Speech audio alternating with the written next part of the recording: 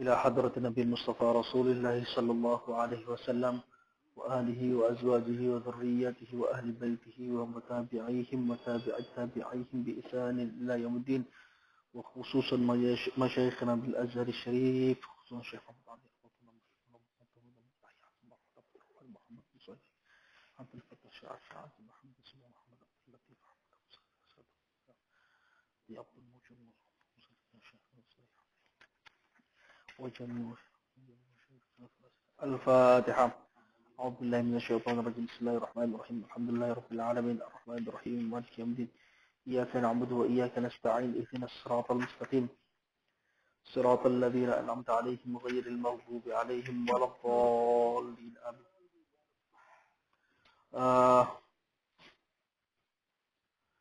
Kemarin masih membahas tentang bagian dari apa yang disebut sebagai rukhsah. Saya menyebutnya sebagai apa yang disebut sebagai rukhsah karena ada khilaf. Saya merefer pelajarannya sebelumnya.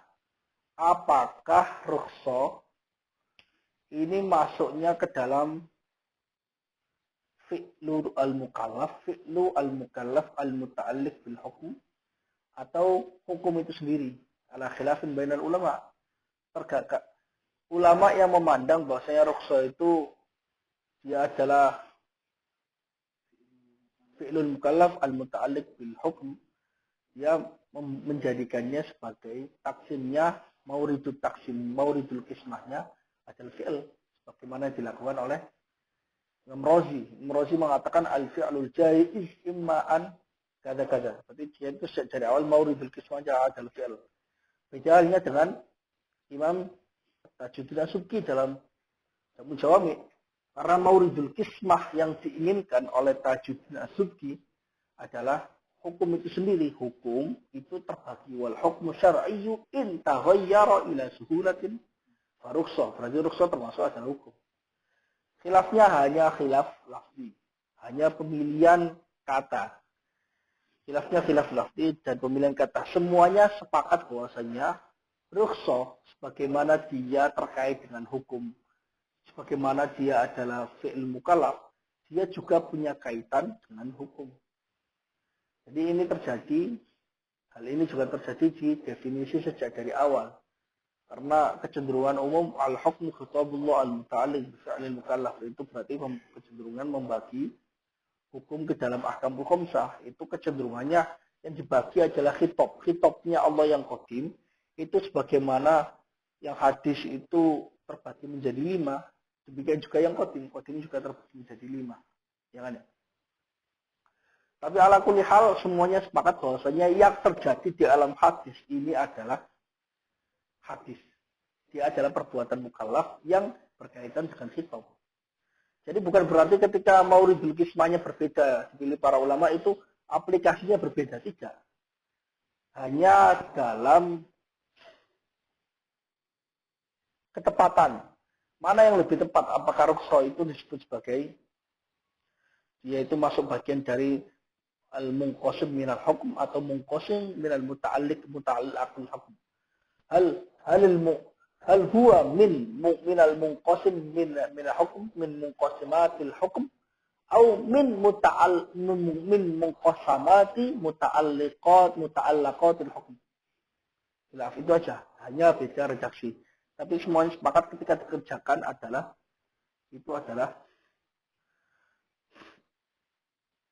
hadis dan itu adalah muta'allaqul hukum. Kemarin sudah saya jelaskan juga tentang beberapa hal di sini, dan ada beberapa jenis di sini disebutkan ada 4 jenis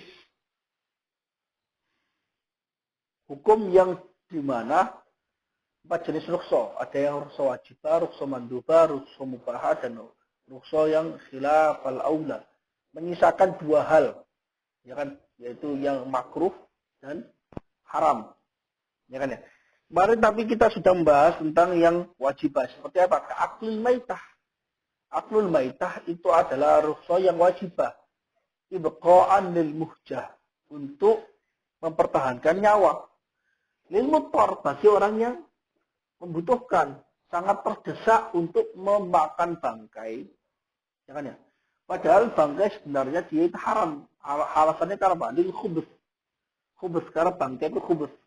Maaf, kok sebabnya itu khubus, ya kan? Itu karena itu bangkai itu haram, ya kan? Hukum aslinya makan bangkai itu adalah haram, ya kan? Dia berubah menjadi awalnya haram menjadi mubah karena ada udur. Udurnya apa? Lil ittiror. Udurnya adalah dia karena sangat terdesak ibqa'an lil muhjah, ya kan ya? Itu disebut sebagai hukum syar'i. Nah, kemarin juga saya sebutkan ada perbedaan pendapat mengatakan akul maita ini, ada mengatakan tidak, ini bukan wajib, tapi mubah saja. Bukan wajib, tapi ini mubah. Dan juga ada niza antara ulama, apakah rukhsah itu juga disebut sebagai, apakah rukhsah itu ada yang disebut, ada yang juga rukhsah wajib seperti akul maitah. Ada yang mengatakan khilaf, ada yang mengatakan Imam Haramin ini rukhsah akul maitah bukan termasuk rukhsah, bukan termasuk rukhsah. Karena rukhsah itu mana dasarnya adalah suhulah. Mana dasarnya adalah suhulah. Kalau disifatkan dengan wajib, maka nggak pas. Karena wajib itu adalah sesuatu yang berat. Ada taklifahnya di sana. Sedangkan orang disuruh makan bangkai dalam keadaan sangat lapar, itu sangat mudah dilakukan. Ya kan ya? Sangat mudah dilakukan. Orang itu bisa melakukan apapun untuk mempertahankan nyawanya. Karena itu ada beberapa ulama mengatakan rukhsah tidak ada yang rukhsah wajibah. Tapi yang rukhsah itu ada rukhsah yang wajib juga. Karena kenapa merasa mudah?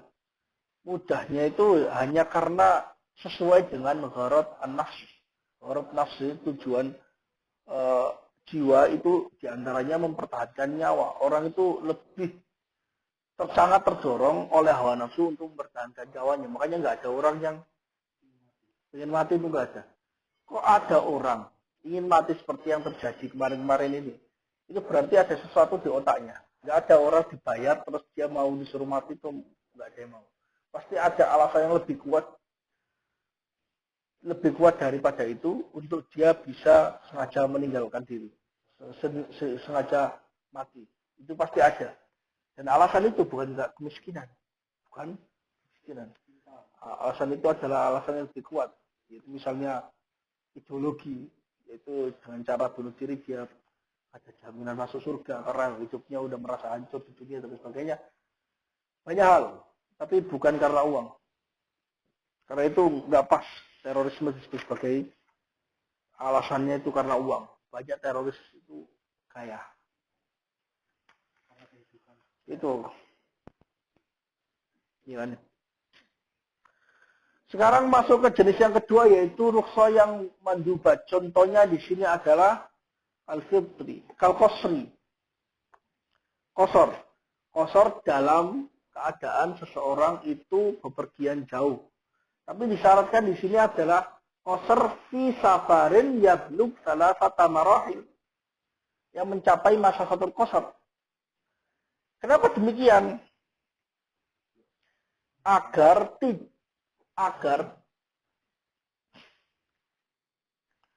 ini sunnah. Kenapa disebut sebagai sunnah? Khurujan min khilafi Abi Hanifah. Karena Abu Hanifah mengatakan bahwasanya safar yang kurang dari 3 marhalah itu tidak diperkenankan mengqasar. Wajib melakukan sholat secara sempurna. Ya kan ya? Karena itu di dalam kitab Al-Kaukab As-Sati dan dalam syarahnya, beliau ditambahkan. Di sini kan disebutkan cuma 4. Yaitu wajib, mandub, sunnah, mubah. Sunnah, wajib, mandub, mubah, dan khilafal aula. Dalam contoh-contoh rukhsah. Ditambahkan yaitu yang makruh, yaitu safar, yaitu qasar fi aqal min salasati marahil. Fi aqal min salasi marahil.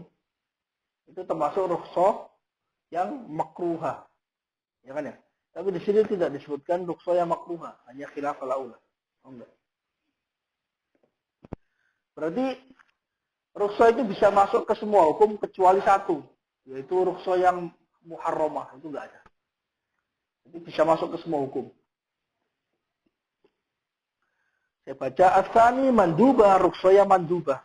Al-qasri lil musafir, seperti mengqasar salat bagi orang yang musafir. Yakni idza balagha salasa marahil, artinya jika dia mencapai safarnya mencapai 3 marhalah. Nanti dilihat sendiri. Ala kulli hal total 3 marhalah itu khilaf bainal ulama. Kalau ulama kita itu sekitar 83 kilo. 89 km. Berarti satu marhalah ya sekitar 30 km. Sekitar 30 km. Kurang dari 30 km. Tapi kalau ulama Hanafiyah itu totalnya itu sekitar 100 km. 100 lebih. 100 ke atas. Berarti ya lebih dari 30, bahkan 35. 35 km per marhalahnya.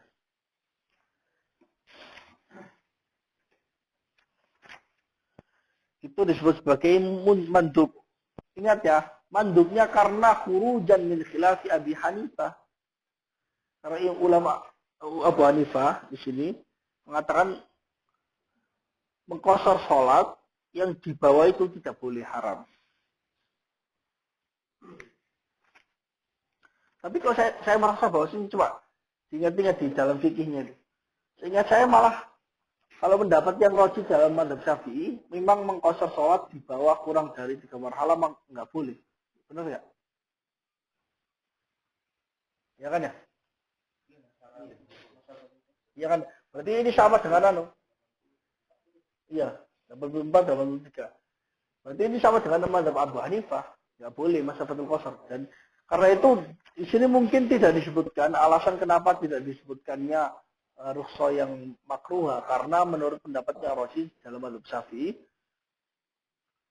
qasar yang dibawa 3 marhalah itu nggak boleh. Jadi itu ada pendapat kil dalam mazhab Syafi'i yang mengatakan boleh mengqasar sholat di bawah 3, karena itu dimaksudkan rukhsah tapi makruh. Enggak.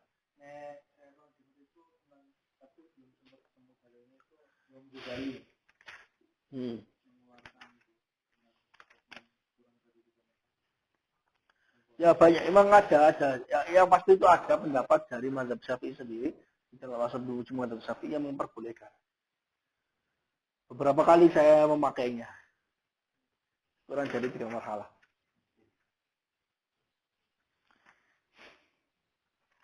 Kemudian masuk yang ketiga, yaitu asalis mubah, yaitu yang mubah, yaitu misalnya salam. Asalis mubahatun wa huwa kullu ma rukhisa fihi bil minal muamalat. Itu rukhsah yang mubah, yaitu setiap hal yang diringankan di dalam syariat, di dalamnya, yang perbuatan yang diringankan, berupa muamalah, perbuatan yang hanya berupa perbuatan muamalah. Nanti dikritik. Karena contoh-contoh yang ini kan mencarai matanya kan, kasalami. Contohnya hanya salam. Jadi seolah-olah indikasi bahwasanya rukhsah itu hanya terjadi dalam muamalah. Tidak terjadi dalam ibadah dan tidak terjadi dalam hal yang lainnya. Iya. Nanti dikritik oleh Syekh bahwasanya itu kurang tepat. Contoh yang diberikan oleh matan ini mengindikasikan seolah-olah hanya terjadi muamalah. Tapi padahal tidak. Dia juga terjadi dalam hal ibadah.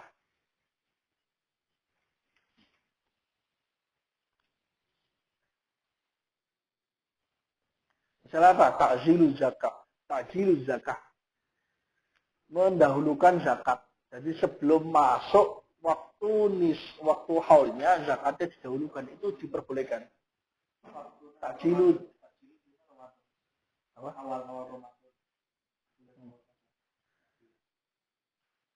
Kan itu kalau zakat fitri. Kalau zakat lainnya, ini kan semuanya zakat. Ini qabla nisab, qabla haul juga didahulukan. Boleh kan? Bahkan ada beberapa amalannya para ulama yang mengatakan amalannya para ulama yang sebelum nisab tetap dikeluarkan. Jadi sampai setahun pun nggak pernah zakat, nggak pernah kena wajib zakat. Tapi nyati zakat. Bahkan setiap jalan penghasilan itu selalu dikeluarkan. Takjilun zakah. Potensinya ke sana meskipun kan belum haul. Karena dikumpulkan sampai total terus menjadi banyak itu ya agak berat nantinya. Ketika dikeluarkan besar gitu loh. Jadi ada pembayaran nyicil, ada zakat ya model nyicil gitu modelnya. Seperti itu. Ada juga yang bahkan justru bukan muamalah, bukan ibadah, tapi yang lainnya. Di sini disebutkan oleh Syekh Zarkasi, misalnya tidak najisnya potongan rambut yang terambil dari sesuatu yang bisa dimakan. Padahal itu harusnya bangkai kan. Dalam minhaj wa sya'rul ma'kuli wal juz'ul munfasilu minal hayyi kama itati illa sya'rul ma'kuli wa tahirun. Dia dikecualikan. Fal juz'ul munfasilu minal hayyi kama itati. Bagian yang terpisah dari makhluk yang hidup itu seperti bangkainya dia. Kalau ya kan ya, hukumnya seperti bangkai. Dia najis. Ya kan ya? Minal hayy kama itati. Saat misalnya ada bagian, jadi bagian rambutnya anjing, ya kan ya? Rambutnya anjing terus dia dipakai bangkai, ya kan? Sama-sama najisnya. Atau nggak bangkai misalnya nggak anjing, misalnya ada kambing tapi meninggal, mati gitu loh. Terus bagiannya di ekornya. Ya, ekornya dipotong atau rambutnya, nggak harus ekor, rambut. Itu dia ikut najis kalau dia nggak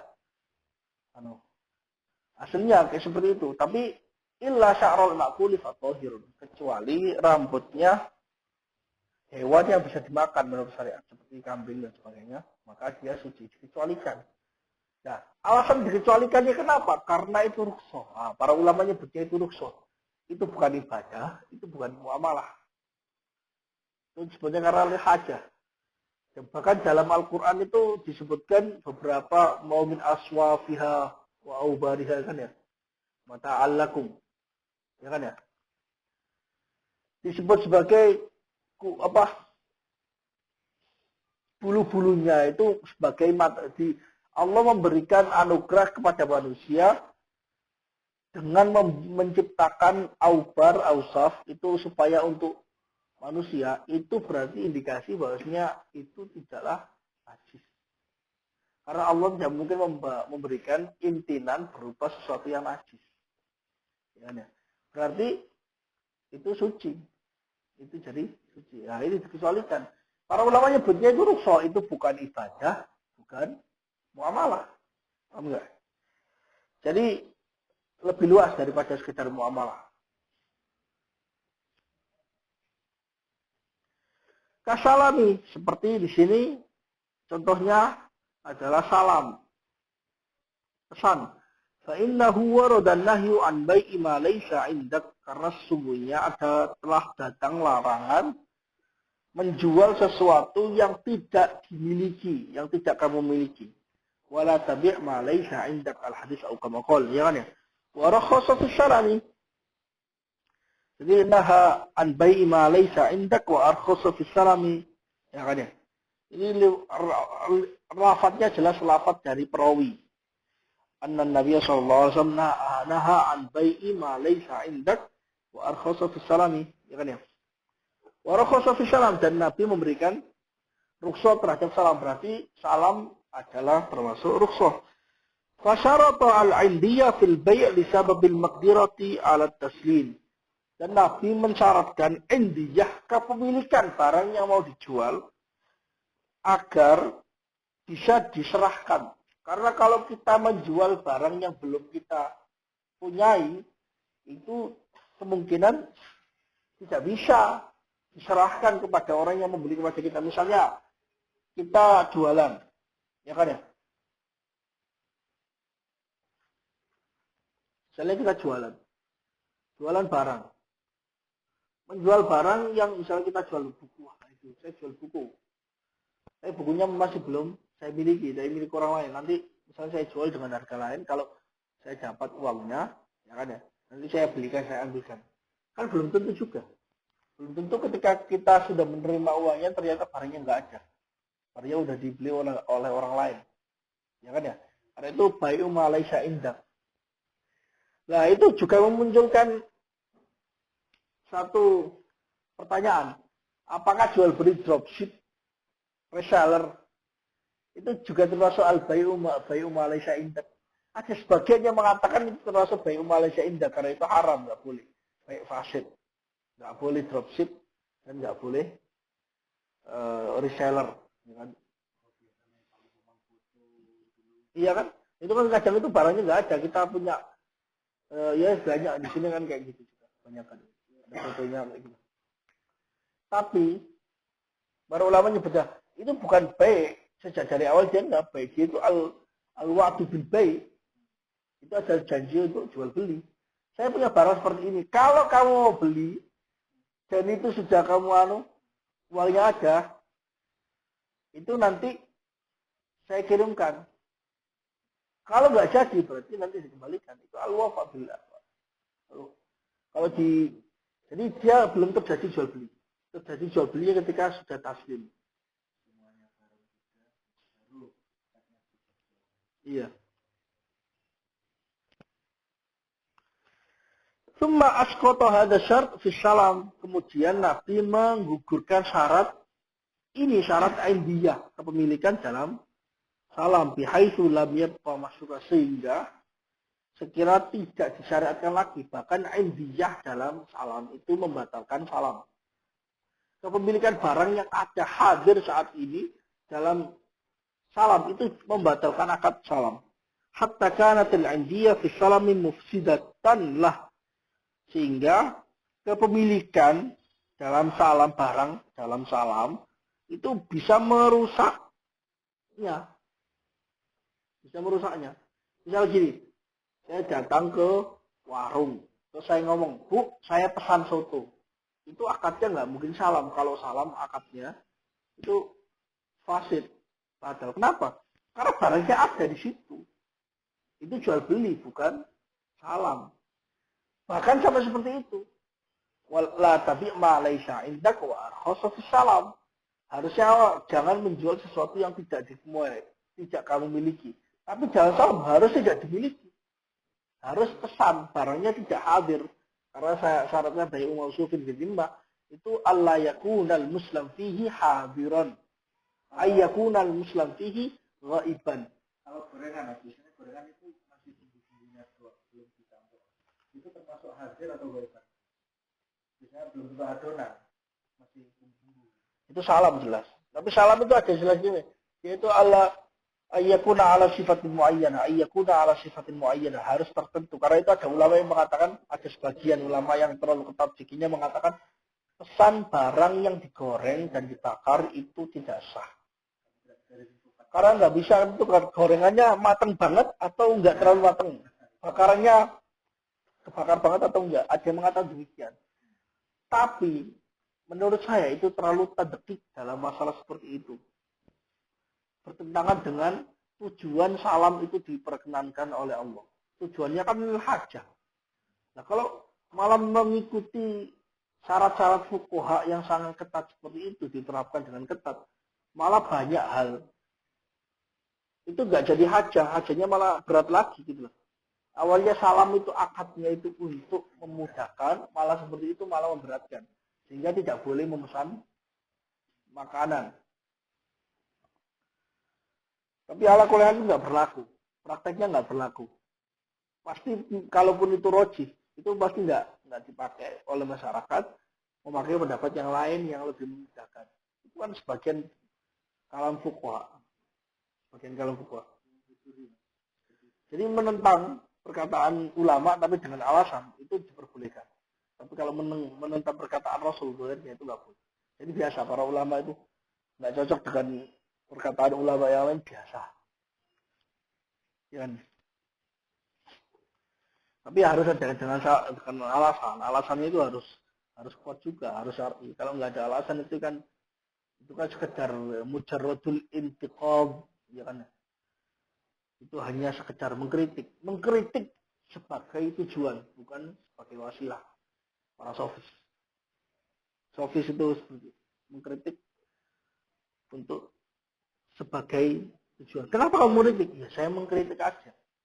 Itu tujuan. Itu kritik itu dijadikan sebagai tujuan. Padahal harusnya kritik, diskusi dan sebagainya itu sebagai wasilah untuk mencapai kebenaran. Iya. Hatta kanatil adiyatu fi salam mufsidah lahu, sehingga kepemilikan barang itu hadir di majelis dalam salam itu mufsidah lahu, merusak akad salam.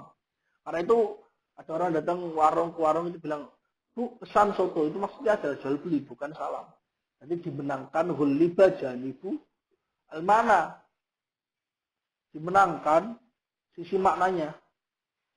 Wah ini kalau nggak demikian maka jual belinya salamnya batal dan orang makan soto itu dalam keadaan melakukan akad yang batil gitu. Dia makan sesuatu yang haram, nggak bisa, harus dimenangkan maknanya. Wa inna ma saqata hadha syartu fihi taysiran 'alal muhtajin. Syarat kepemilikan dalam salam itu gugur untuk mempermudah orang-orang yang membutuhkan. Liyatawassalu ila maqasidihim minal atmani qabla idraki ghallatihim. Agar mereka bisa mencapai tujuan mereka. Tujuannya yaitu harta atau barang uang pembayaran sebelum mendapatkan barangnya, ghallatihim, barangnya. Ma tawassuli sahibi darahim ila maqsudihi min ar-ribi. Bersamaan juga dengan orang yang berada di tangannya sudah diserahkan kepadanya, dirhamnya diserahkan kepada muslim ilaih, ya kan ya? Itu dia bisa mencapai tujuannya berupa keuntungan. Kita nggak punya barang tapi kita sudah mendapatkan keuntungan, ya kan ya? Kan salam seperti itu kan. Kalau kita, siapa yang mau pesan pre-order itu kan ya?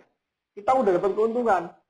Ya kan ya, uangnya udah kita terima, tapi barangnya belum kita serahkan, ya kan ya.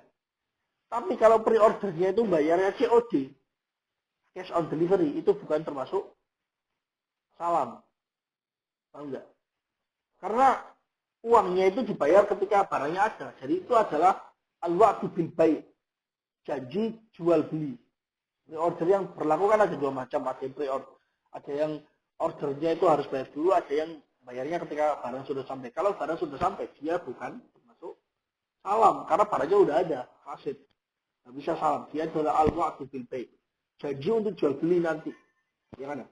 Oh, orang nulis, saya mau jadi.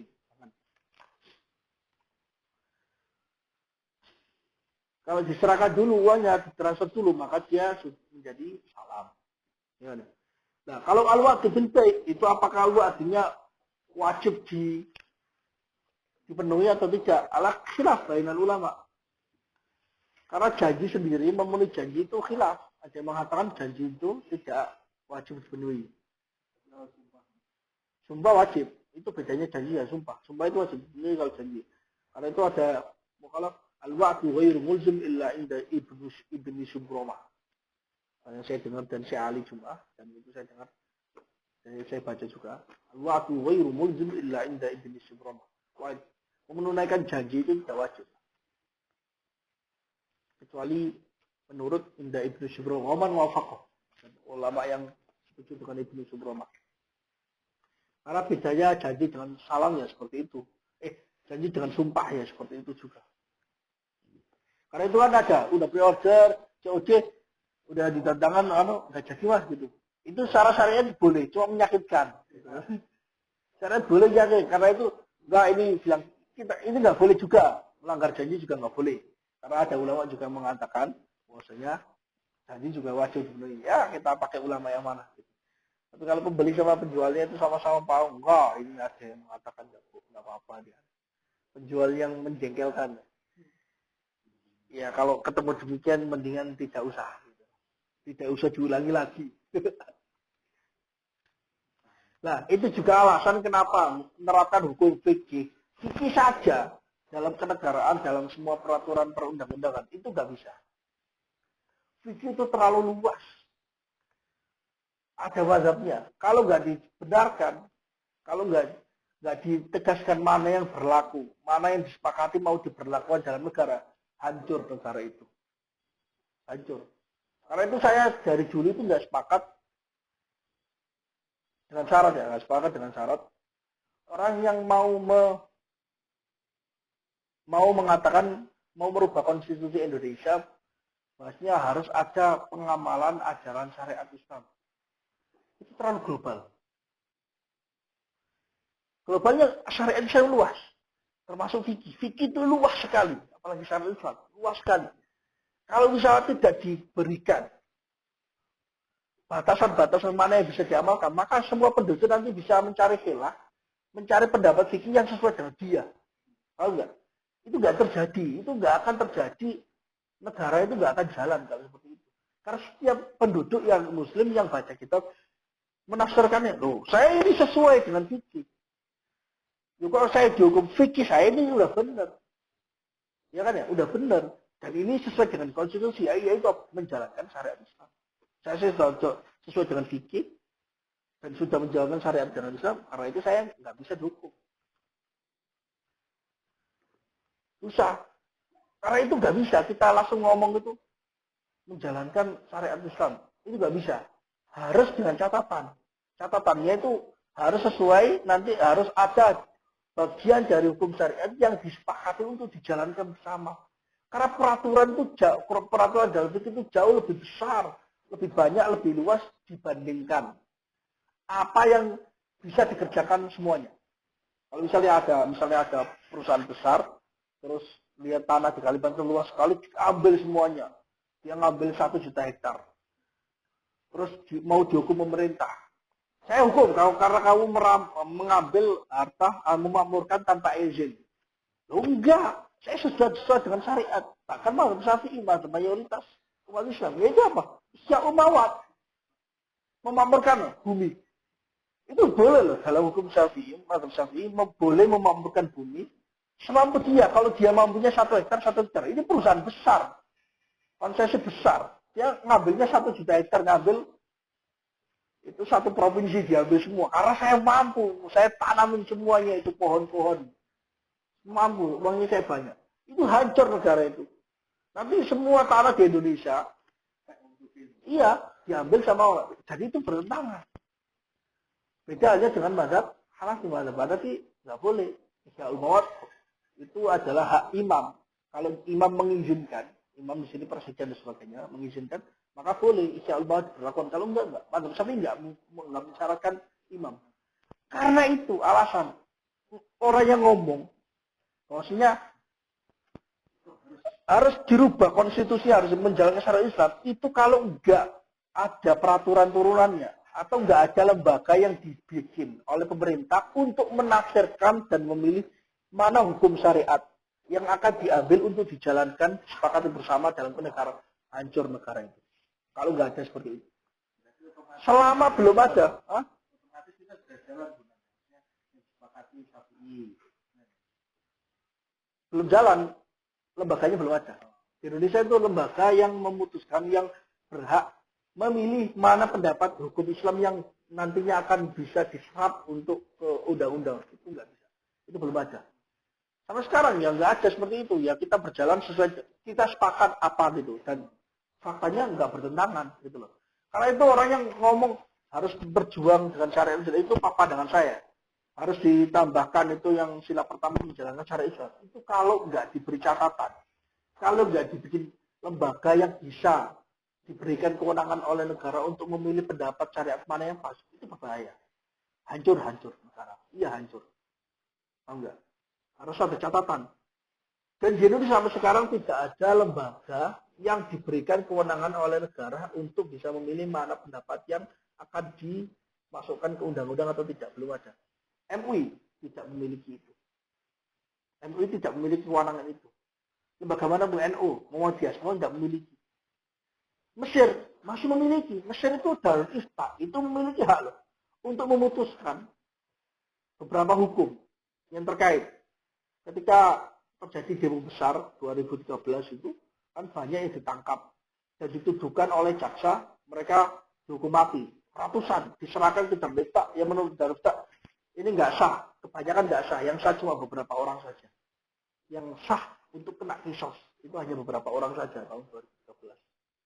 Nah, dari IFTA itu punya kekuatan seperti itu. Akhirnya lolos, nggak. Istilahnya itu sudah ada konstitusinya. Dari IFTA itu punya hak untuk menentukan kesesuaian dengan syariat Islam. Bahkan konstitusinya undang-undang Mesir itu ngambil juga dari syariat Islam. Indonesia nggak seperti itu.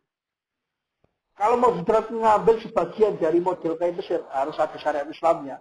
Tapi nggak ada lembaga yang diberikan kewenangan untuk memutuskan, memilih mana yang tepat. Hancur negara itu. Satu contoh saja Isya Umayyah. Itu sesuai dengan syariat Islam. Iya, sesuai dengan syariat Islam. Kalau dia ngambil semuanya. Iya kan ya? Makanya itu harus disiapkan dulu piranti-pirantinya. Nggak sekedar usul gitu loh. Dan seolah-olah yang tidak menentang itu, yang menentang itu nggak paham agama. Kok kayak gosong? Bukan kan ya? Ya. Seperti itu. Kita dibahas apa ya?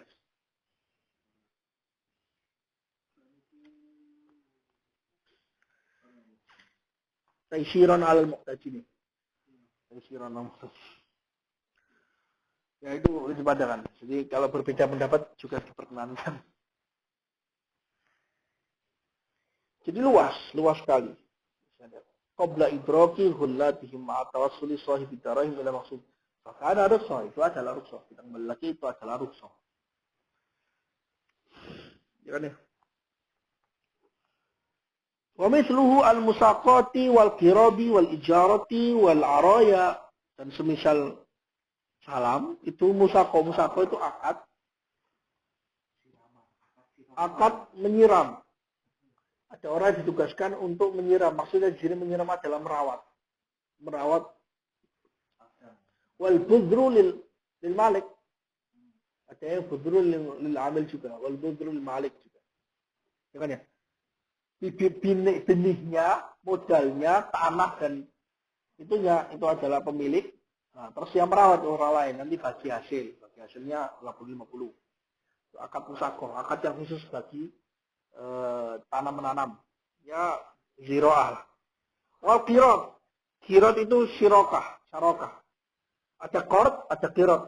Kalau qard itu hutang piutang. Kalau kirot itu syarokah. Syarokah itu ya kita kerjasama bagi hasil. Punya modal berapa? 50-50 dikumpulkan bareng-bareng kita kerja nanti hasilnya bagi 50-50. Itu bagi hasil kan bagi rugi juga. Kalau bagi hasil saja tapi tidak mau bagi rugi, maka tidak sah disebut sebagai al-qirat atau syirokah atau syirkah. Kita nyebutnya syirkah, syarikah. Syarikah itu. Wal ijarah itu ya, ijarah ada dua macam, ijarah manfaat, ada ijarah barang. Menyewa. Sewakan barang ya seperti sewa rumah igar-igar itu. Ada manfaat, misalnya ya pekerja itu manfaat. Misalnya ada orang di pasar itu yang jasa untuk mengangkat barang, angkut barang, hamal. Ya kan ya? Ada al-aroya. Al-aroya itu juga dijadikan rukhsah. Al-aroya itu dikecualikan dari sesuatu yang haram.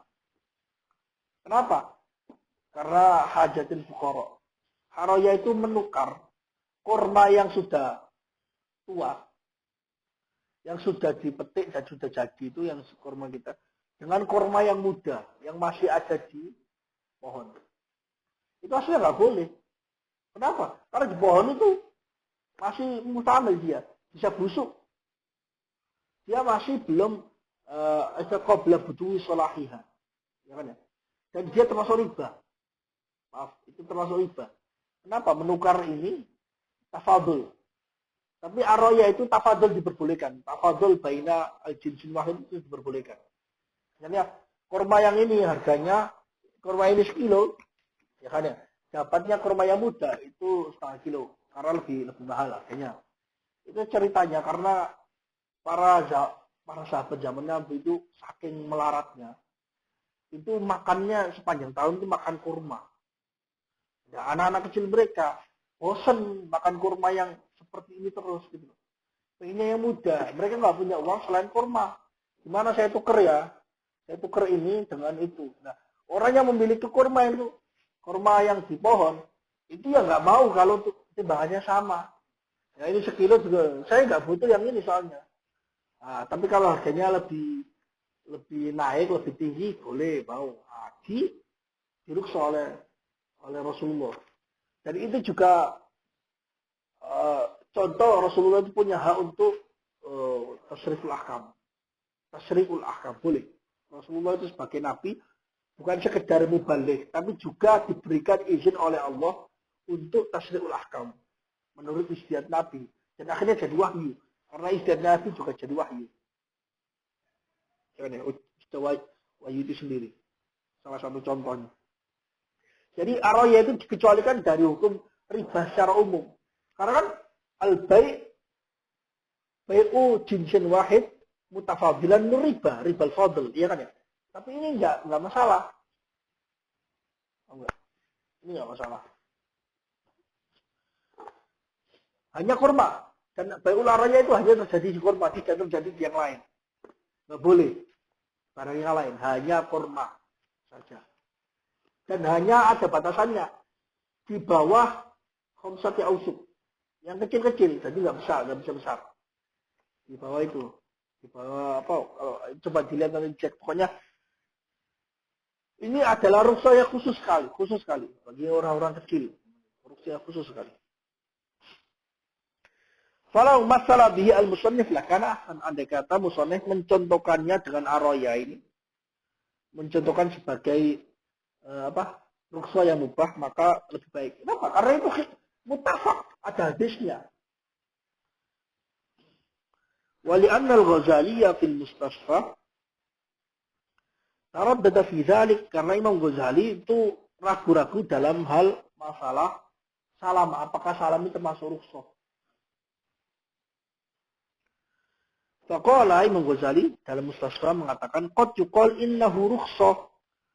Bisa dikatakan salam itu rukhsah, li'anna umuma nahihi an bai'i ma laysa indahu yujibu tahrimah. Karena keumuman larangan Nabi menjual sesuatu yang tidak dimiliki itu mewajibkan dia haram pada umumnya. Karena ada taghayurul hukum, mulai hurma ila ibahah, ya kan? Jadi ini juga punya kemungkinan rukhsah menurut Imam Ghazali.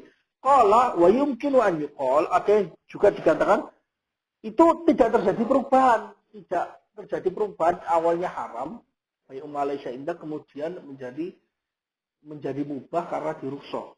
Karena syaratnya rukhsah itu harus ada perubahan kan, harus ada perubahan dari min su'ubatin ila suhulatin li udhr, karena ada udzur. Dan ada juga kemungkinan dikatakan salam itu akad yang lain, bukan akad yang baik Malaysia indah. Assalamu aqdun akhar fahuwa bai'u dainin wa dzalika bai'u 'ainin faftaraqa. Nah, salam itu bai'u dain. Sedangkan hadis yang berkata la tabi' ma laysa indak itu maksudnya adalah bai'ul 'ain. Menjual barang. Ya kan ya? Yang tidak kamu miliki. Sedangkan ini bai'u dain. Jadi beda. Itu kan janji untuk membelikan. Itu akad yang lain. Faftaraqa, maka beda. Jadi akad salam tidak termasuk. Akad salam itu tidak termasuk bai'u Malaysia indak. Sehingga kalau tidak termasuk, tidak bisa dikecualikan. Akan. Ya kan ya? Lianna ma la yadkhul la yukhraj. Ya kan ya? Lianna ma la yadkhul la yustasna. Imam Ghazali sebenarnya ingin mengatakan bahwa salam itu ada kemungkinan itu bukan termasuk bai'u Malaysia indak. Karena bai'u Malaysia indak dalam hadis ini maksudnya bai'ul ain, bukan bai'ud dain. Sedangkan akad salam itu bai'ud dain. Bai'u dain. Ada utang di sana. Utangnya apa? Utang barang. Utang kasihkan uangnya, dia jadi utang. Utang untuk memberikan barang. Bukan bai'u ain. Ya kan ya? Karena itu dia tidak disebut sebagai rukhsah. Kenapa? Karena rukhsah itu ada perubahan. Kalau dia nggak masuk haram dulu, kemudian diberikan rukhsah, maka dia sama sekali tidak disebut sebagai rukhsah. Dan ini sebenarnya ada kemungkinan juga karena di dalam kitab yang lain seperti Al-Futur Zahirah, ya kan? Al-Futurul Lawami ini kata saya Al-Yusi itu ternyata kalau diteliti rukhsah itu ada beberapa macam. Ada rukhsah yang disebut oleh para ulama sebagai rukhsah ala khilafin bainahum. Itu ada beberapa macam. Ada yang rukhsah yang sebelumnya itu ada hukumnya kemudian berubah menjadi hukum yang lain. Ya misalnya banyak yang haram. Misalnya makan bangkai haram. Ya kan ya? Tapi karena dia terdesak di rukhsah, dia menjadi wajib malah. Bisa mubah, bisa wajib. Nah, salam itu belum pernah. Ada yang jenis kedua yaitu yang sebelumnya tidak pernah ada hukumnya. Tapi sekarang udah ada hukumnya. Termasuk janjinya adalah salam ini. Karena tidak pernah terjadi perubahan. Sejak dari Nabi Muhammad memberikan syariat salam itu nggak pernah diharamkan. Nggak pernah diharamkan. Ya kan ya? Terus mana perubahannya? Ada yang menjawab, oh perubahannya ini meskipun ini disebut rukhsah, itu meskipun nggak pernah ada perubahan, ini tetap disebut sebagai rukhsah. Karena perubahannya takdiri. Dikira-kira diambil dari hukum yang umum, bahwasanya tidak boleh menjual. Harusnya ini adalah nggak boleh karena bai'ul gharar. Ada kemungkinan uangnya diberikan terus barangnya nggak dikasihkan. Ada kemungkinan. Nah, kira-kiranya itu akhirnya dirubah oleh syariat, dipermudah, salam diperbolehkan meskipun ada kemungkinan dia juga karena lil hajah itu tadi, ya kan ya. Tapi belum pernah sejak dari awal itu nggak pernah ada namanya salam itu haram kemudian dirukhsah. Kalau itu kan aku maita itu kan haram diberikan rukhsah. Misalnya lagi mut'ah itu pernah diperbolehkan, kemudian dinasah dan diberikan rukhsah diperbolehkan, kemudian diharamkan lagi. Terakhir ya, terjadi beberapa fase. Awalnya haram, diperbolehkan, haram lagi, diperbolehkan, haram lagi. 5 kali ya Mas. 2 kali perubahan, 3 kali perubahan.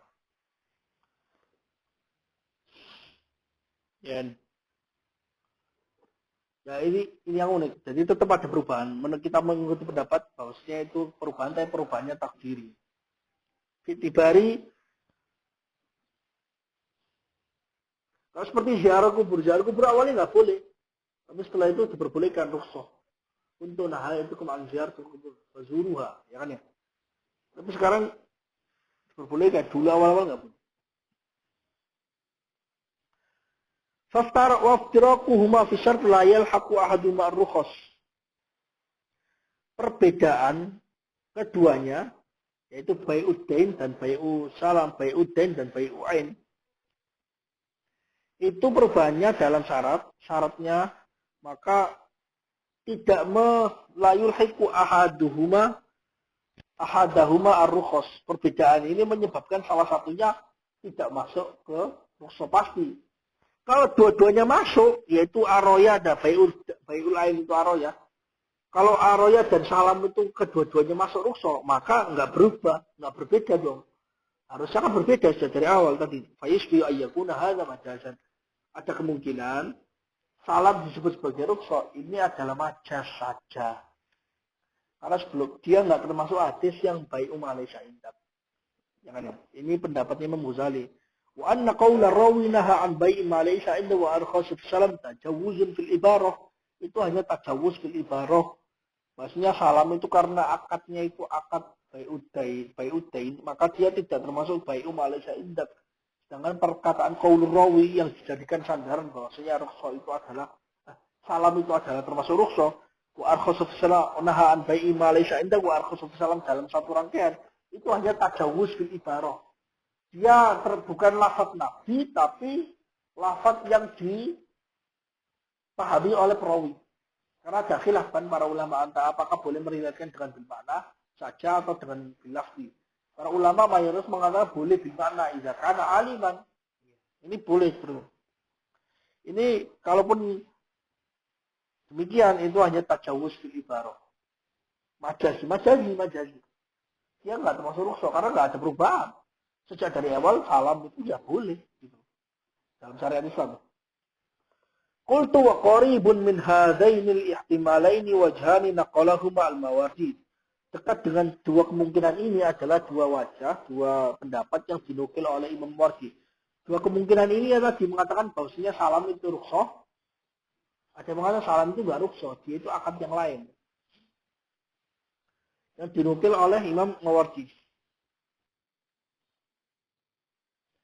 Anna salam aslun binafsihi au aqdu gharar. Ya kan ya? Mengatakan bahwasanya salam itu adalah asal dengan sendirinya. Dia itu hukum yang disendirikan dari awal. Atau dia akdu ghararin juwiza lil hajati kal ujrah. Akad gharar, akad yang mengandung gharar diperbolehkan karena ada hajat. Misalnya ijarah. Ijarah juga aslinya juga diperkenankan. Wa amma li'atirabu bi annahu qad yundabu kan ya. Jadi ada tiga kemungkinan. Salam itu rukhsah sesuai dengan hadis itu, doirnya hadis. Kemudian salam itu bukan rukhsah, yaitu akad yang lain. Dia hanya majazi sebagai rukhsah. Ada yang mengatakan itu salam itu asal binafsihi. Ya ada.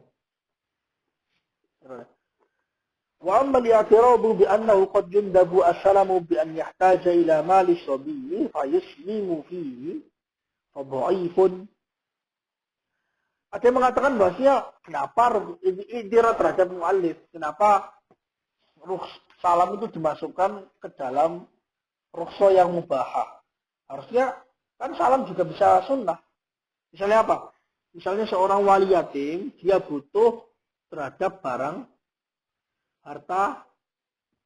hartanya anak kecil agar dikembangkan. Ya kan ya? Agar dibutuhkan sesuatu lah. Ayuslima fihi, maka kemudian dia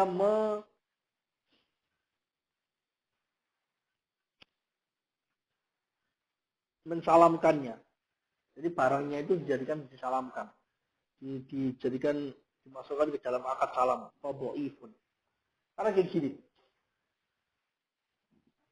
barang anak yatim yang itu kan dia itu anak yatim itu dia itu punya warisan dari ayahnya, ya kan ya, dia meninggal dalam usia kecil. Nah, masih anak kecil belum bisa ngurus maka wali anak kecil ini, keluarganya atau yang lainnya, diperkenankan untuk ngambil atau untuk mengembangkan. Ya kan ya?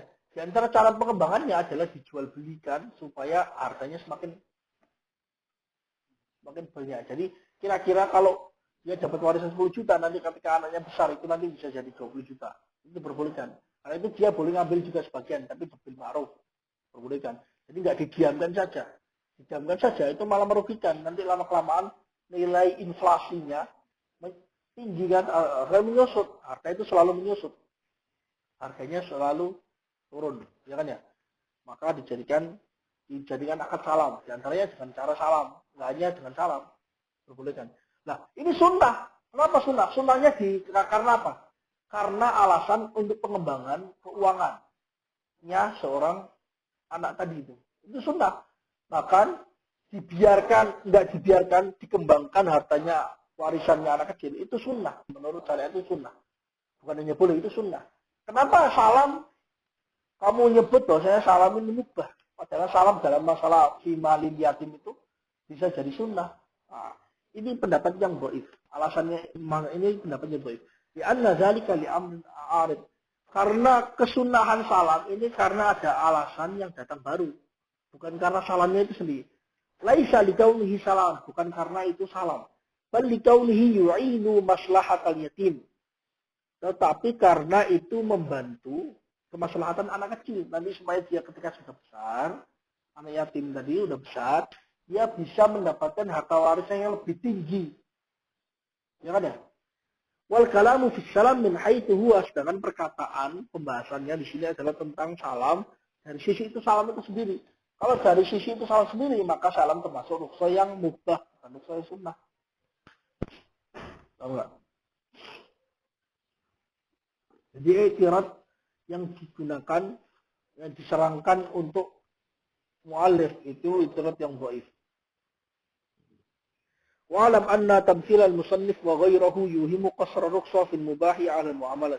Ketahuilah bahwa pemberian contoh musannif dan ulama selain musannif banyak. Karena ulama yang setelah musannif seperti Zakaria Ansari juga mencontohkan salam dalam masalah rukhsah yang mubah. 'Alal mu'amalat wa laysa kadzalik, seolah-olah memberikan dugaan bahwasanya rukhsah mubah itu hanya terjadi dalam masalah muamalah saja. Padahal tidak demikian. Walaysa kadzalik. Fa innahu ya'ti fil ibadati ka ta'jil zakati. Karena mubah, rukhsahnya mubah itu juga terjadi dalam masalah ibadah, bukan hanya muamalat. Ya kan ya? Seperti mendahulukan pembayaran zakat.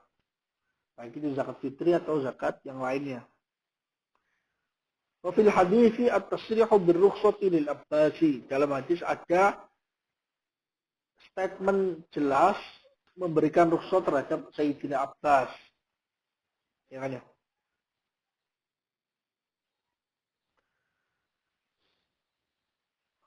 Dalam masalah takjil zakah diperbolehkan.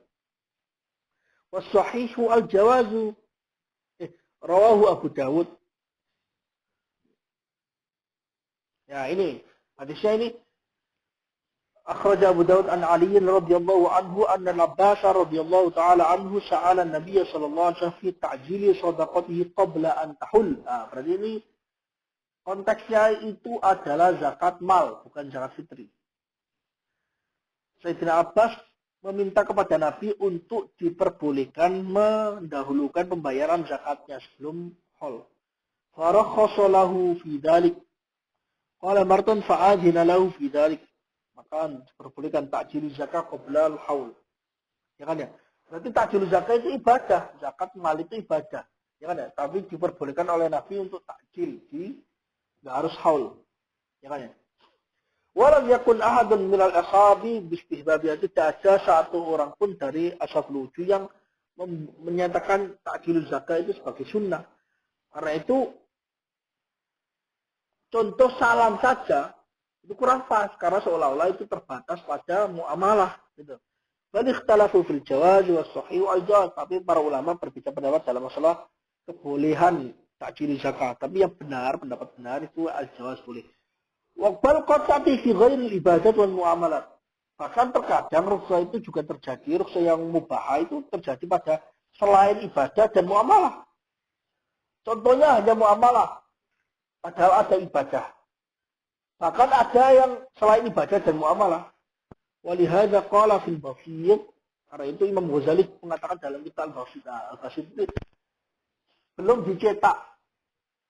Ya kan, belum dicetak. Bentuknya masih mahfuz, dia ringkasan dan tahdid dari Nihayatul Matlab.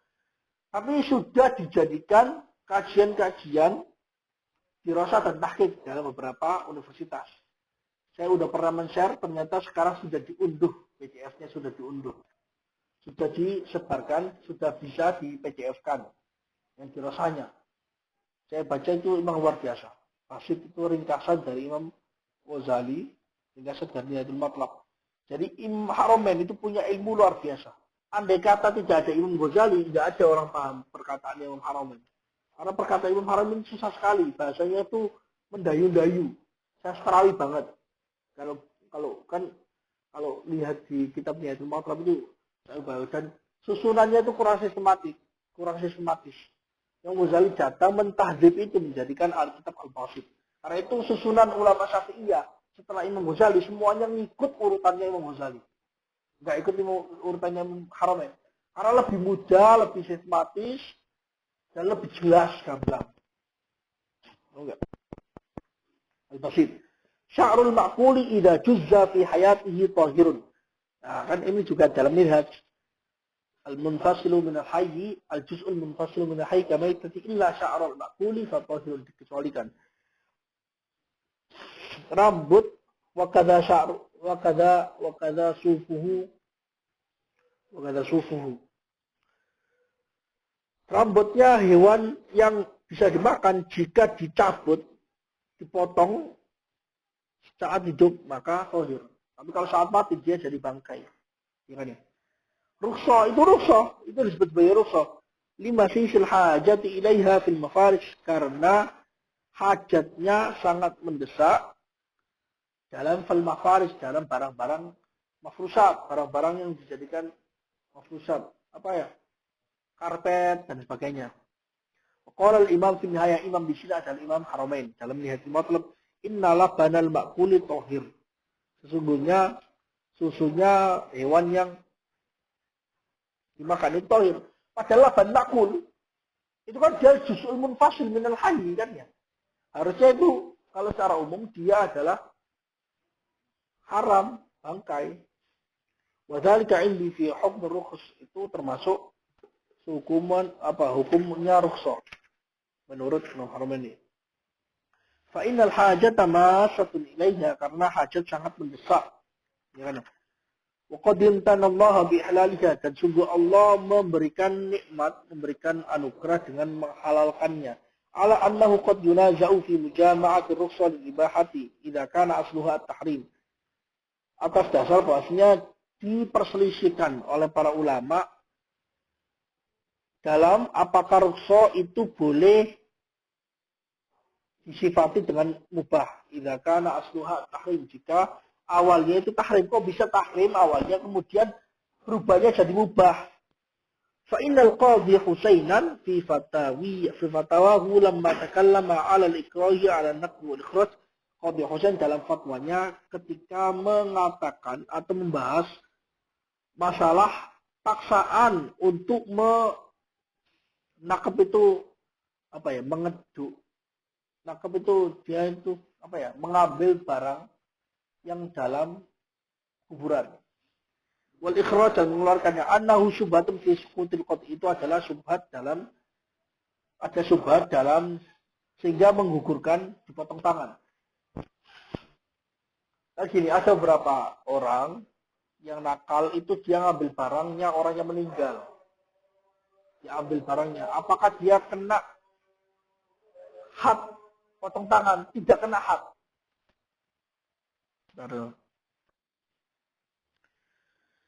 Jadi itu nakab dan ikhraj ini itu adalah syubhah sehingga tidak bisa dipotong tangan, tidak bisa kena had. Karena potong tangan sendiri itu kan syaratnya mencuri itu kan ada definisinya. Yaitu ada akhdhu malil ghair fi hirzi misli. Sedangkan kuburan itu bukan termasuk hirzi misli. Iya, di tempat yang disiapkan untuk supaya nggak hilang. Kalau tempatnya itu nggak disiapkan, misalnya ada kotak terus kotaknya lupa nggak dikunci, maka dia nggak kena potong tangan. Karena memang itu membangkitkan keinginan untuk mencuri, kesempatan itu, ikhtilas, nyopet, itu juga nggak kena potong tangan. Meskipun kalau nyurinya itu di atas pisau. Kenapa? Karena dia laisa fi hadzi misli. Qala Syekh Al-Abbadi la aqul ubiha lil muqra an-naqbu wal ikhraju 'an al-hajj. Saya tidak mengatakan diperbolehkan bagi orang yang dipaksa. Jadi ada orang ketangkep terus dipaksa untuk mencuri. Ya, mencuri pocong atau apapun itu. Anil hirzi, ikhraj anil hirzi. Ubiha anil hirzi, karena hirzi enggak mengatakan diperbolehkan. Bal aqul rukhsah lahu fihi, di rukhsah. Di rukhsah dia tidak kena potong tangan maksudnya. Karena dia kena dia rukhsah karena dia maksudnya ada dipaksa. Dia dipaksa, bukan rukhsahnya karena yang lain. Kalau dipaksanya itu, maka dia tidak kena potong tangan. Wa farqa bainal ibahati war rukhsati. Saya Abadi membedakan antara ibahat dan rukhsah. Karena itu sudah membedakan berarti rukhsah lah jami' al-ibahah. Tidak ada yang disebut sebagai rukhsah al-mubahah, itu tidak ada. Fa innahu law halafa la ya'kul haram fa akala al-mayta lid-darurah hanifa fi yaminihi li'annahu haramun illa annahu rukhsa lahu fihi, intaha. Karena andai kata ini argumennya karena itu argumen yang memberikan indikasi bahwa rukhsah itu la tujami al-ibahah. Andai kata ada seseorang sumpah, dia tidak akan makan barang haram. Kemudian dia makan bangkai karena darurat. Maka dia itu melanggar sumpah. Hanifah ini dianggap melanggar sumpah. Dalam li'annahu haram, li'anna akal maita haram. Illa annahu rukhsa lahu fihi. Hanya saja dia diberikan rukhsah makannya. Tapi tetap, artinya dia haram, tidak berubah menjadi mubah. Tidak berubah menjadi mubah. Artinya ar-rukhsah tujami al-ibahah. Itu alasan ulama yang mengatakan bahwa ar-rukhsah tujami al-ibahah. Tapi menurut pendapat yang rajih itu tidak demikian. Wa fihi nazar. Itu ada pandangan. Jadi ada alasan yang kuat yang menganggap bahwasanya pendapat di atas itu lemah. Jadi alasannya lebih kuat di sini. Di annal a'yan la tusafu bihillin wa la hurmah. Karena barang itu tidak bisa disebut sebagai, tidak bisa disifati halal atau haram. Bangkai itu tidak disebut sebagai halal atau haram. Jadi yang di sini itu rukhsah fihi seolah-olah yang diberikan rukhsah itu bangkainya. Fayabqa tanawul wa huwa wajib. Maka tetaplah tanawul haram wa huwa wajib malah karena ittirar. Fa kaifa yakunu haraman? Bagaimana dia menjadi haram? Sebelumnya haram terus menjadi anu. Wa laisa ada wajhaini padahal dia tidak memiliki dua kemungkinan. Jadi ada hukum yang memiliki dua kemungkinan kan? Kemungkinan sah atau kemungkinan tidak sah. Ini maka bangkai itu tidak termasuk demikian. Tidak seperti sholat. Sholat itu kalau nggak memenuhi rukunnya maka dia sah. Kalau tidak memenuhi rukunnya maka dia tidak sah. Kalau memenuhi rukunnya maka dia tidak. Kalau memenuhi maka dia sah. Nah, makan bangkai nggak demikian. Ya makan aja gitu loh. Haram tetap haram. Ya haram. Tapi kalau intirat ya diperbolehkan. Malah wajib.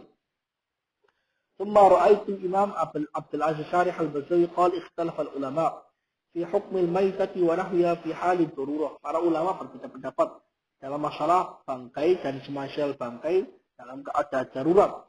Annaha tasiru baha am au tabqa 'ala al-hurmah. Mereka berbeda pendapat apakah dia berubah, maka bangkainya sendiri itu berubah menjadi mubah atau dia tetap haram tapi diberikan rukhsah ketika darurat dimakan. Fadzahaba ba'dhum ila annaha la tahil. Para sebagian ulama mengatakan itu tidak halal sama sekali bangkai itu. Walakin yurakhasu al-fi'lu ibqa'an lil muhjat. Tapi makan bangkai itu diberikan rukhsah makan bangkai untuk mempertahankan nyawa. Al-mujai al-haya mempertahankan nyawa. Kama fil ikrahi 'alal kufri sebagaimana dalam paksaan mengucapkan kalimat kufur. Oh, riwayatun an Abi Yusuf itu adalah riwayat dari Abi Yusuf al-Hanafi. Wa ahadu qawlai Syafi'i dan salah satu perkataan Imam Syafi'i. Tidak halal. Jadi bangkai meskipun hal darurat itu memang tidak halal, tapi diperkenankan bahkan diwajibkan untuk memakannya. Tidak pernah berubah menjadi halal. وذهب أكثر أصحابنا إلى أن الحرمة ترتفع في هذه الحياة. Ada ulama sebagian besar ulama Syafi'iyah mengatakan bahwasanya haramnya itu hilang dalam keadaan fi hal darurat, dalam keadaan ini. Wa dzakara li khilafi faidataini. Ashabina di sini adalah Abdul Aziz Basri ashabina di ashabu Hanafiyah. Dan beliau menyebutkan ada dua faidah khilaf dalam masalah ini. Khilafnya khilaf maknawi berarti. Khilaf apakah bangkai ketika darurat itu berubah menjadi halal atau tidak berubah menjadi halal, tetap haram tapi diperbolehkan untuk dimakan. Ada faedahnya. Salah satunya ihdahuma annahu idza sabara hatta mata la yakunu asiman al-awwal bi khilafihi al-akhar. Andai kata seseorang dia sama sekali tidak makan bangkai, tidak mau makan bangkai sampai dia meninggal, maka dia tidak dianggap sebagai dosa menurut pendapat yang pertama. Kenapa? Pendapat yang pertama yaitu yang menganggap bahwasanya bangkai tetap haram. Kenapa? Karena dia itu tidak mau makan karena itu haram. Terus kemudian dia tahu kalau itu darurat. Dia tidak makan, tetap nggak mau makan bangkai, itu tidak berdosa. Bedanya dengan pendapat yang kedua, bahwasanya keharamnya dicabut menjadi wajib. Kalau dia sampai meninggal, maka dia berdosa.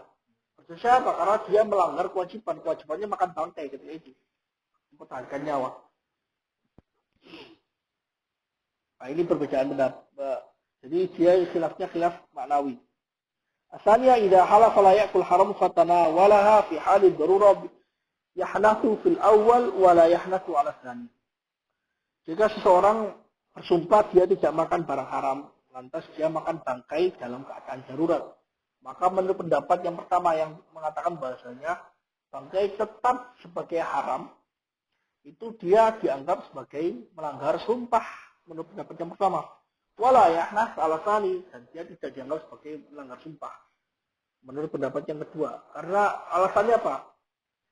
Yang kedua itu mengatakan bahwasanya haramnya itu sudah tercabut, berarti dia tidak menjadi haram lagi. Nah, sebelumnya dia sumpah tidak makan barang yang haram. Nah, ini udah berubah dari haram kepada yang boleh, malah wajib. Maka dia tidak melanggar sumpah. Gimana?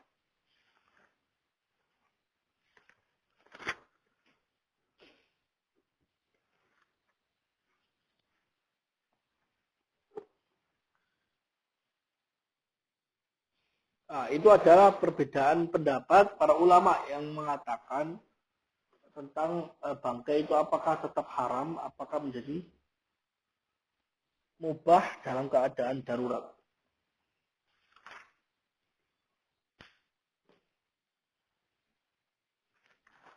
Saya teruskan sedikit. Ar-rabi' khilaful aula. Jenis rukhsah yang keempat adalah rukhsah yang khilaf aula. Hukumnya itu khilaful aula.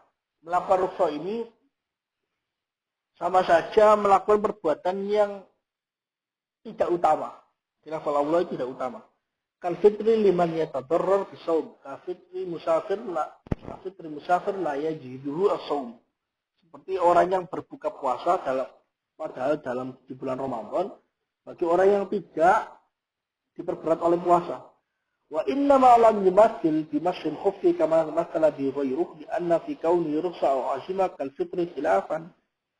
Hanyalah muallif tidak mencontohkannya dengan mengusap khuf bagaimana ulama lain memberikannya contoh dalam masalah khilaful aula. Ya anna fi kauni rukhsa aw azima kal fitri khilafan, karena ada khilaf apakah masuk khawf itu rukhsah atau azimah. Kama ra'aituhu fi ta'liq Syekh Abi Hamid. Ini pendapat khilaf antara dia rukhsah atau azimah itu dilihat oleh Syekh Zarkashi dalam ta'liqnya Syekh Abi Hamid Al-Sirayini. Ya kan ya? Itu alasannya. Khawf masuk khawf.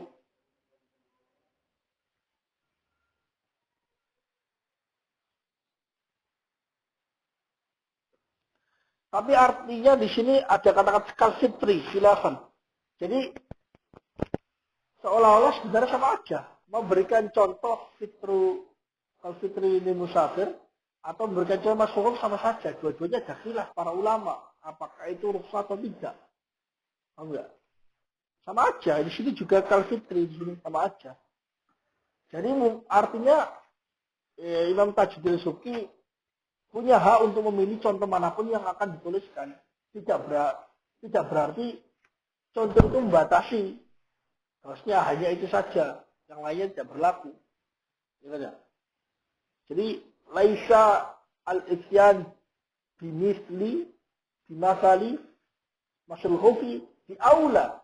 Minal isyan bimasali, bimisli, al-fitri. Sama aja. Karena ada khilaf juga. Fitri musafir la yajidu as-sawm.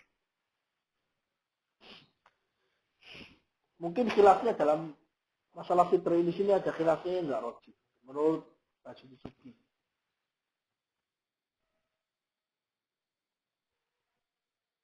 Ya. Tambihat ada beberapa catatan al-awal yang pertama. ulima min intisarihi ala hadhihi al-arba'a anna rukhsah tujami tahrim walal karahah. Diketahui dari pembatasan mu'alif pada 4 hal ini rukhsah wajib, mandub, mubah, dan khilaful aula, bahwasanya rukhsah itu tidak berkumpul dengan haraman. Tidak bisa disifati dengan rukhsah yang haram dan juga makruh. Wa huwa zahiru qaulihi sallallahu alaihi wasallam, Allah yuhibbu an tu'ta rukhsuhu.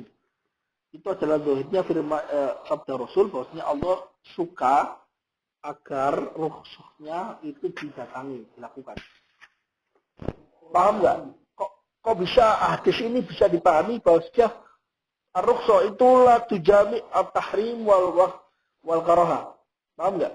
Kenapa hadis ini dijadikan landasan bahwasanya rukhsah itu tidak ada rukhsah yang muharramah dan tidak ada rukhsah makruhah. Paham nggak? Coba diteliti hadisnya ini. Innallaha yuhibbu an tu'ta rukhsuhu.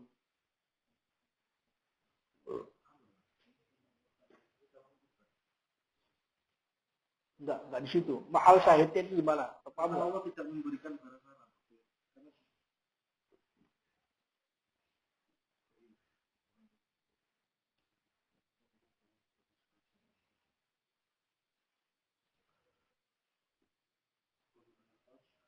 Paham nggak?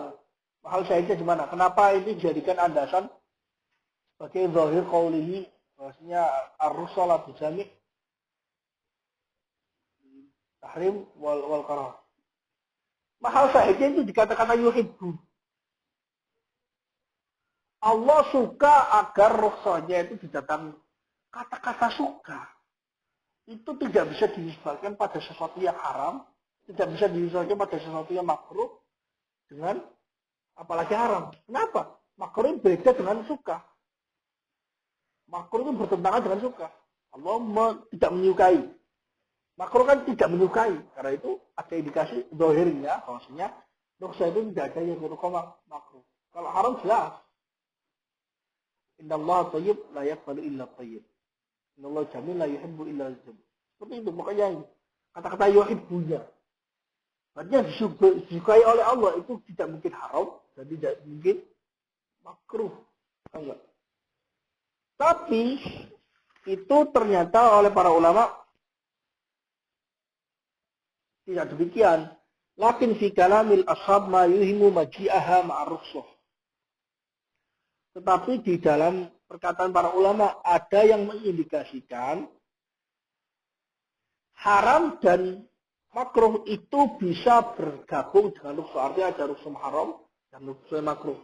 Tapi singkatnya rukhsah makruh diterima. Ada rukhsah makruh karena itu ditambahkan dan menurut pendapat Rasul ditambahkan oleh Imam Suyuti dan ulama-ulama setelahnya bahwasanya ada yang disebut sebagai rukhsah yang makruh. Apa misalnya? Yaitu misalnya kal qasri fi safarin la yabhu talata marahil. Meskipun itu pendapat yang agak lemah dalam mazhab. Tapi kalau haram Imam tidak bisa. Ini diberikan contoh di mana beberapa para ulama memahaminya sebagai haram yang rukhsah yang haram. Amma tahrim adapun haram, rukhsah yang haram, fa innahum qalu maka sesungguhnya para ulama ashabu asy-Syafi'iyah mengatakan law istanja bidhahabin aw fiddatin ajza'ahu ma'a anna isti'mal adh-dhahabi wal fiddati haramun. Para ulama mengatakan andai kata seseorang beristinja dengan emas atau perak maka sah, ijza, mencukupi. Padahal menggunakan emas dan perak itu haram. Ini berarti kan ini rukhsah.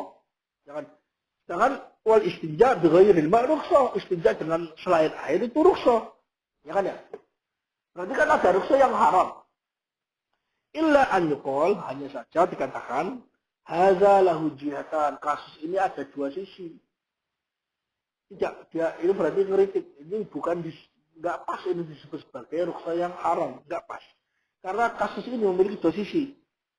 Wa tahrim min jihatina mutlaqil istimal, haramnya karena dari sisi penggunaan zahab dan fiddah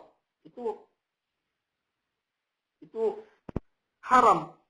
Dalam kitab fikih itu ada babul awani. Ya kan, awani zahab wal fiddah. seolah-olah memberi kesan bahwasanya yang haram digunakan zahab dan fiddah itu hanya wadah. Padahal tidak. Jami'u anwa'i isti'mal haramun. Jami'u anwa'i isti'mal fi zahab wal fiddah haramun. Aniyah zahab wal fiddah itu dijadikan bab karena sesuai dengan hadis. La tasta'milu fi aniyati zahab wal fiddah ya. Al-hadis au kama qala. Ya kan? Tapi maksudnya itu kadang para fuqaha itu menyebut kasus satu kasus tapi maksudnya umum. Jadi zikru juz'iyatin wa yurada minhu al-kulliyah. Kulliyah di jami'i anwa'i istiqmal zahab fiddah. Kenapa? Karena kecuali fiddahnya dikecualikan dalam beberapa hal. Ya kan ya?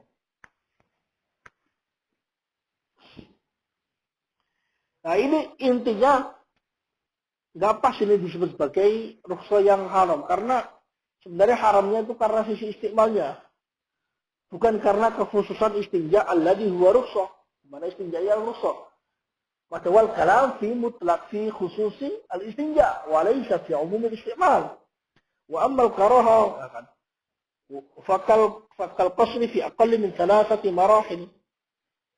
Kok salasati marahil ya? Harusnya salasi marahil. Karena marahil itu jamaknya marhalah. Kalau marhalah dia mu'annas.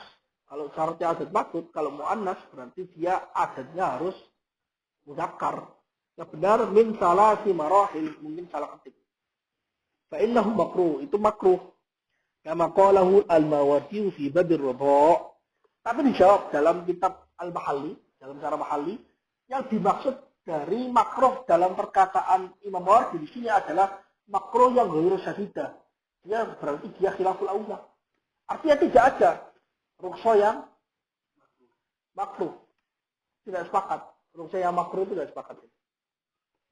Karena itu tidak dicantumkan dalam Tajuddin Subki.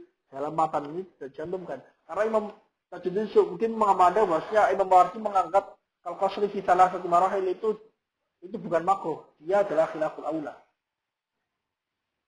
Khilaful aula, bukan makruh. Karena itu tidak ada yang namanya rukhsah yang makruh.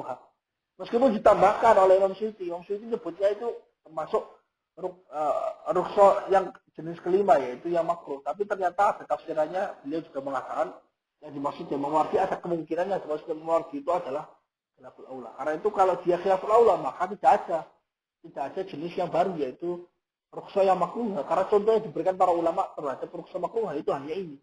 Al-qasri fi aqalli min salati marahil.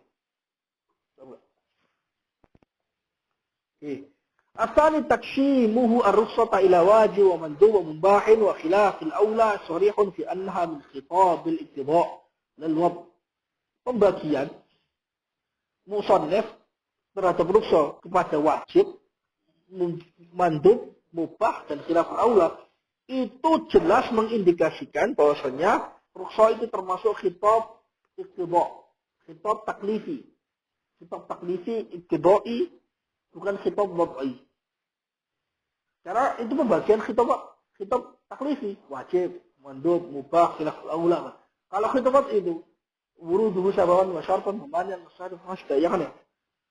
Wa syarah al-Amidi bi annaha min asbafi khitab al-wad'i. Imam Amidi dalam Al-Ihab Usul Ahkam menyebut rukhsah itu termasuk bagian dari khitab wad'i. Ya, ini perbedaan Imam Tajuddin Subki dengan usuliyin yang lainnya. Di antaranya Imam Amidi. Ya kan ya.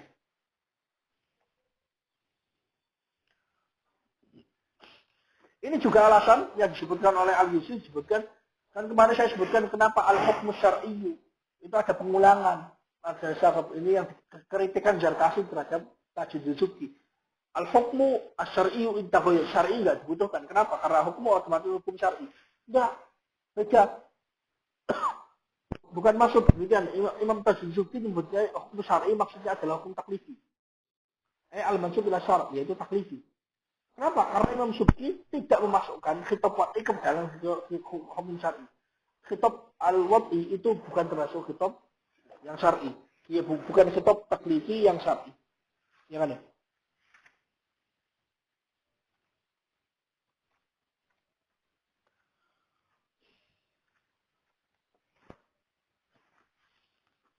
Karena dari matan sejak dari awal dia menyebutnya wal hukmu khitabullah al-muta'alliq bi fi'lil mukallaf min haitsu innahu mukallaf. Berarti di sini adalah hukum syar'i adalah hukum taklifi saja menurut Imam Tajuddin Subki. Artinya kritikan disertasi terhadap Imam Tajuddin Subki yang pertemuan kemarin bahwasanya hukum syar'i, kata syar'i di sini hasun saja, penambahan. Karena hukum syar'i itu ada dua macam. Ya, taklifi dan itu enggak pas. Hukum ya hukum syar'i menurut ini enggak pas. Kenapa? Alasannya kemarin saya sebutkan maksud di sini syar'i al-mansub ilal syar', ya. Maksud yang kedua, maksud yang disebut sebagai hukum syar'i menurut inda Tajuddin Subki, hukum syar'i taklifi saja, bukan wati. Wati itu bukan termasuk hukum syar'i. Paham enggak? Berarti benar-benar kata-kata asyari di sini bukan laisa haswan. Wa fihi ghayah, ada alasannya. Wa fihi ghayah wa illah. Alasannya kenapa disebutkan di sini? Alasannya ya karena itu. Karena menurut Tajuddin Subki sebagaimana dari matan awalnya mazhabnya Tajuddin Subki, ya kan ya? Kitab wati itu bukan termasuk hukum syar'i. Paham enggak? Ya kan? Kitab wati bukan termasuk hukum syar'i, tapi beda dengan pendapat yang lain. Pendapatnya Zakaria Ansori dan pendapatnya para ulama yang lain. Hukum syar'i itu mencakup dua hal, taklifi sekaligus wati. Paham enggak?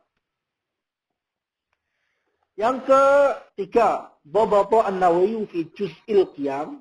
Imam Nawawi mentaskil, memberikan harokat, mendobit harokat kata-kata rukhsah dalam bab Juz'il Qiyam, dalam bab yang pembahasan tentang al-qiyam, qiyam shalah. Itu ar-rukhsah bidammil kha wa iskaniha. Rukhsah dengan mendoma kha-nya dan mensukunkan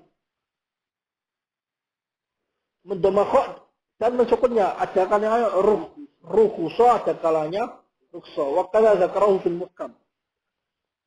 Wa iqtasara fi lughat ar-rawda ala tashkil. Dan membatasi dalam bukunya beliau menuliskan tentang bahasa-bahasa yang muskil dalam kitab Raudhah tulisan beliau sendiri. Ala taskin cukup. Rukhsah di sini adalah taskin ala sukunil kha. Rukhsah bukan rukhsah. Walam yadhkur ad-dhamm, tidak menyebutkan dhamma. Wastahara, berarti ada dua lughat di sini. Meskipun tidak disebutkan dalam lughat Raudhah tapi disebutkan dalam kitab yang lain. Rukhsah ada juga rukhsah. واشتهر على ألسنة كثير من الفقهاء ضم الراء وفتح الخاء. Ya kan? Masyhur dari lisannya banyak dari para fuqaha itu mendomah ra-nya. Ruh dan fathah rukhsah. Wa huwa la yu'raf fi kutubil lughah. Itu tidak diketahui dalam kitab bahasa. Artinya seolah-olah ini adalah lahan. Para fuqaha ini lahan. Dalam rukhsah. Karena ikut dengan wazan rumazah. Gitu kan. Wal masyhur anna al mutarakhis fihi yuqal fihi rukhsah bi dhammatain. Rukhsah. Al mutarakhis fihi yuqal fihi rukhsah bidhammatain wa bidhammil awal wa iskani tsani ada rukhsah ada rukhsah wala yuqal bil fathi rukhsah illa li syakhsi al mutarakhis. Tidak disebut sebagai, tidak dikatakan, tidak diucapkan dengan fathah rukhsah kecuali untuk menyebut orang yang mengambil rukhsah dalam beberapa hal. Misalnya kahaumaza wa lumaza wa buhakah, berarti humaza lumaza buhakah. Ay al-mutarakhis apa asyakhs al-dhahik Abu Hakka. Wa fiha lugha salsa, tapi ada bahasa yang ketiga yaitu khursah bitaktimil kha hakka al-farabi. Khursah jadi bukan rukhsah. Jadi wa dhahir annaha maqlubah min al-ula.